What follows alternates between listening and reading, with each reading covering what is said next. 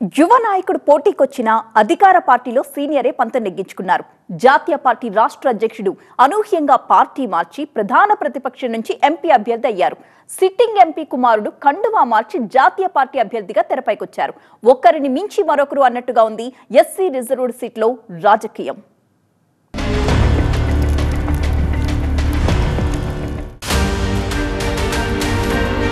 కాకలు తీరిన Congress candidate BRS నుంచి మాజీ ఐపీఎస్, బీజేపీ అభ్యర్థిగా ఎంపీ తనయుడు.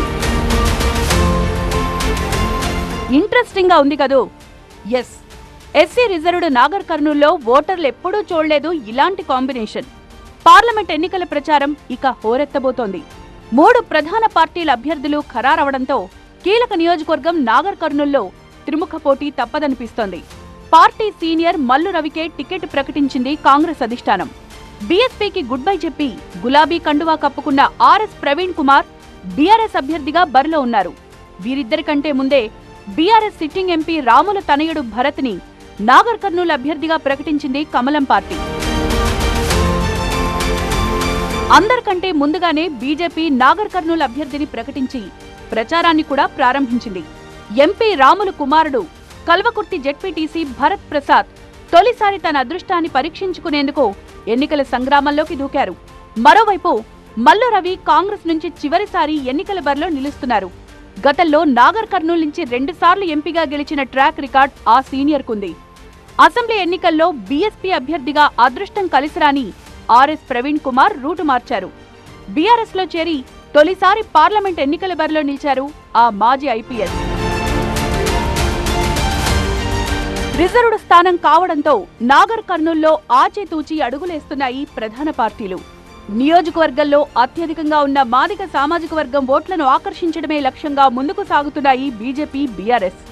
ఆ 2 పార్టీలు మాదిగ సామాజిక వర్గ నేతల్నే అభ్యర్థులుగా బరిలో దింపాయి.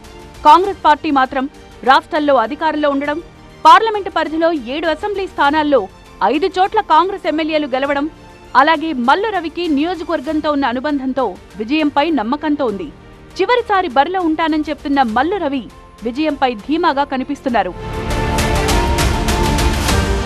రాష్ట్రంలో మారిన రాజకీయ పరిణామాలు, దేశవ్యాప్తంగా కనిపించే వేవ్ కూడా పార్లమెంట్ ఎన్నికలపై ప్రభావం చూపే అవకాశం ఉంది. తండ్రి అడుగుజాడలో తొలిసారి పార్లమెంట్లో అడుగు పెట్టాలని బీజేపీ అభ్యర్థి భరత్ ప్రసాద్ సర్వశక్తులు ఒడ్డేందుకు సిద్ధమయ్యారు. 2019లో బీఆర్ఎస్ నుంచి గెలిచిన రాములు కొడుకుతో సహా కమలం పార్టీలో చేరిపోవడంతో ఆయన కుటుంబానికే టికెట్ దక్కింది. ప్రధాని సభ తర్వాత ఫుల్ జోష్లో ఉన్నాయి నాగర్ కర్నూల్ కమలం పార్టీ శ్రేణులు.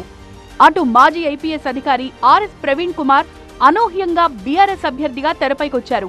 తన రాజకీయ భవిష్యత్తుకు ఈ ఎన్నిక కీలకం కానుండడంతో ఆయన ప్రత్యేక దృష్టి సారిస్తున్నారు.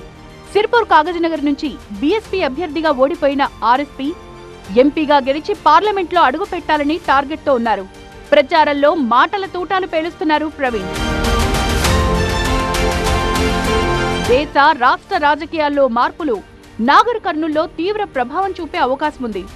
రిజర్వ్డ్ స్థానం కావడంతో ఆ వర్గాల ఓట్లను ఆకర్షించేందుకు పార్టీలు ప్రత్యేక కార్యాచరణతో ముందుకు వెళ్తున్నాయి.